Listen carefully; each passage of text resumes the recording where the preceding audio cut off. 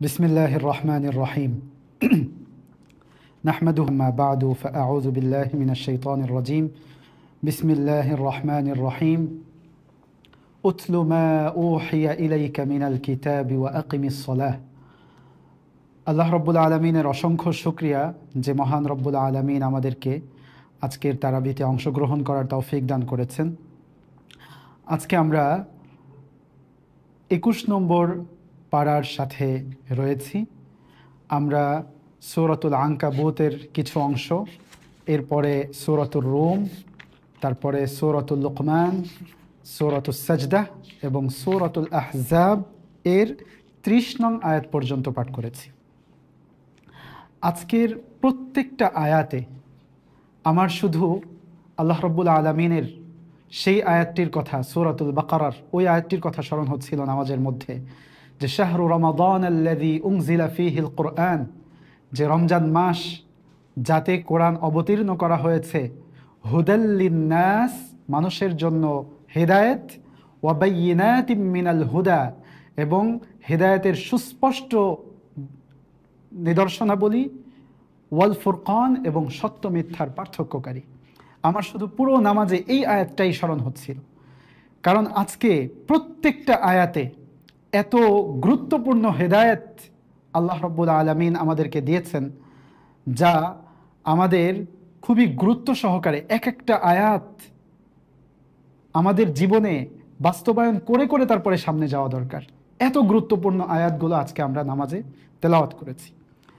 আমরা যে প্রথম আয়াত তেলাওয়াত করেছি, আল্লাহ তাআলা আমাদের নবীকে আদেশ করছেন, উতলু, তুমি পাঠ করো, মা উহিয়া ইলাইকা মিনাল কিতাব, তোমার কাছে যে কিতাব প্রত্যাদেশ করা হয়েছে, ওয়া আকিমিস সালাহ, এবং সালাত কায়েম করো, ইন্নাস সালাতা তানহা আনিল ফাহশাই ওয়াল মুনকার, নিশ্চয়ই সালাত বিরত রাখে অশ্লীলতা ও অন্যায় কাজ থেকে, ওয়ালা যিকরুল্লাহি আকবার, আর অবশ্যই আল্লাহর স্মরণই সবচেয়ে বড়, আল্লাহু ইয়ালামু মা তাসনাউন, এবং আল্লাহ জানেন তোমরা যা করো।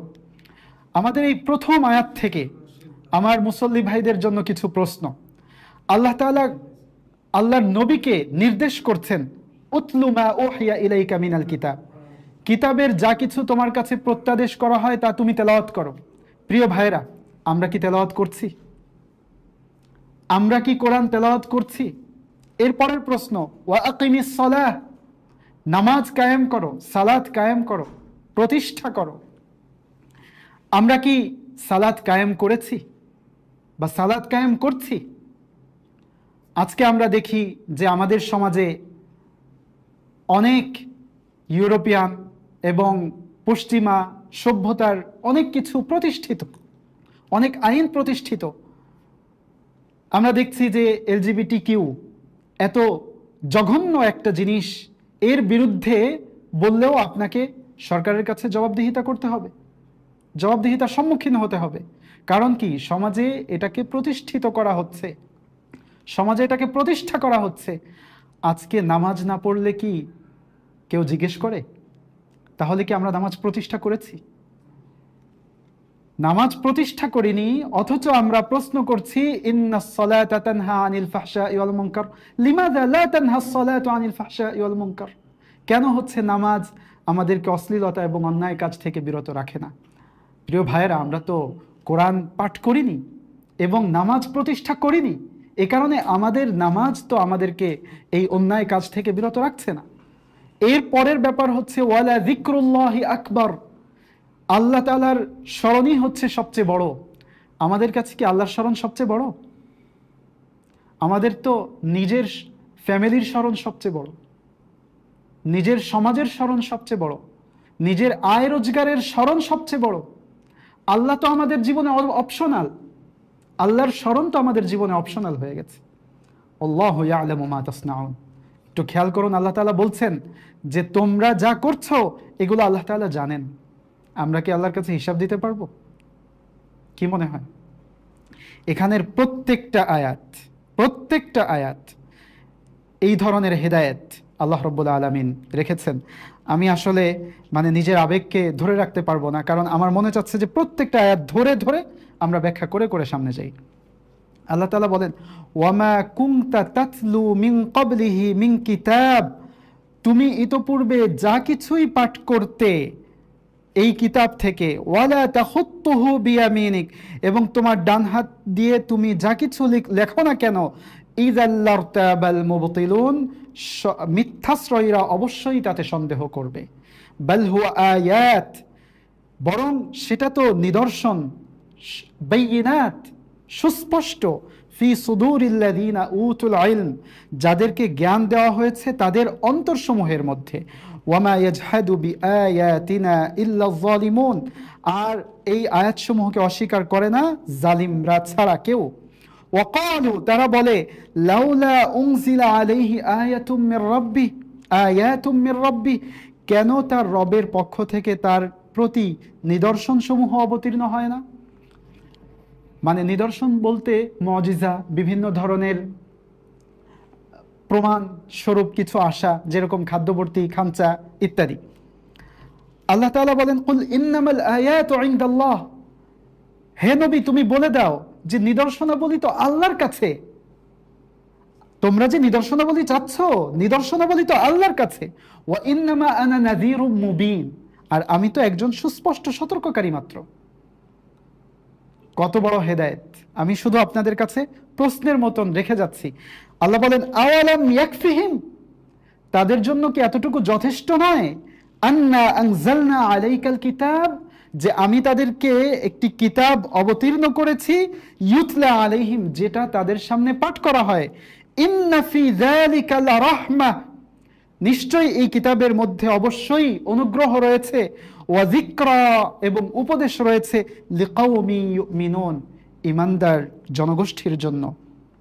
আল্লাহ আরো বলেন, চিন্তা করুন, কুল, বলুন, কাফা বিল্লাহি বাইনি ওয়া বাইনাকুম শাহীদা, আল্লাহই আমার এবং তোমাদের মাঝে সাক্ষী হিসেবে যথেষ্ট।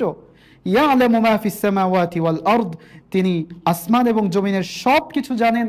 ওয়াল্লাযীনা আমানু বিল বাতিল, এবং যারা বাতিলে বিশ্বাস রাখে, ওয়াকাফারু বিল্লাহ, এবং আল্লাহকে অস্বীকার করে, উলাইকা হুমুল খাসিরুন, তারাই হচ্ছে ক্ষতিগ্রস্ত। আমি নিজেকে ধরে রাখতে পারছি না। ইয়া ইবাদিয়াল্লাযীনা আমানু ইন্না আরদি ওয়াসিআ, হে আমার বান্দাগণ, আমার জমিন সুপ্রশস্ত, ফাইয়ায়া ফা'বুদুন, এর চেয়ে গভীরভাবে আল্লাহ আপনাকে কিভাবে সম্বোধন করবেন? প্রিয় ভাই, একটু চিন্তা করুন, আল্লাহর সম্বোধনটা নিয়ে একটু ভাবুন। ইয়া ইবাদি, হে আমার ওই সকল বান্দারা, আল্লাযীনা আমানু, যারা ঈমান এনেছো, ইন্না আরদি ওয়াসিআ, আমার জমিন সুপ্রশস্ত, ফাইয়ায়া ফা'বুদুন, অতএব তোমরা আমারই ইবাদত করো। আমরা কি আল্লাহরই ইবাদত করতে পেরেছি? আল্লাহ আরো বলছেন, কুল্লু নাফসিন যায়িকাতুল মাউত, সকলেই মৃত্যুর স্বাদ আস্বাদন করবে, সুম্মা ইলাইনা তুরজাউন, তারপরে আমার কাছেই তোমাদেরকে ফেরানো হবে। এর চেয়ে সুস্পষ্টভাবে আর বলা যায় না। আমার মনে হচ্ছে যে প্রত্যেকটা আয়াত এখানের এক একটা মুজিজা।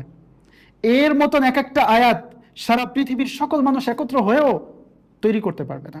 একমাত্র সকল মানুষের যিনি স্রষ্টা, তিনি এইভাবে সম্বোধন করতে পারেন, ইয়া ইবাদিয়াল্লাযীনা আমানু, হে আমার ঈমানদার বান্দারা, ইন্না আরদি ওয়াসিআ, আমার জমিন সুপ্রশস্ত, ফাইয়ায়া ফা'বুদুন, অতএব আমারই ইবাদত করো। আল্লাহ বলেন, ওয়ামা হাযিহিল হায়াতুদ দুনিয়া ইল্লা লাহু ওয়া লাইব, আর এই পার্থিব জীবন, দুনিয়ার জীবন কেবলই খেলতামাশা। ওয়া ইন্নাদ দারাল আখিরাতা লাহিয়াল হায়াওয়ান, আর আখিরাতের স্থায়ী বসবাসী হচ্ছে আসল জীবন। লাউ কানু ইয়ালামুন, যদি তারা জানতো।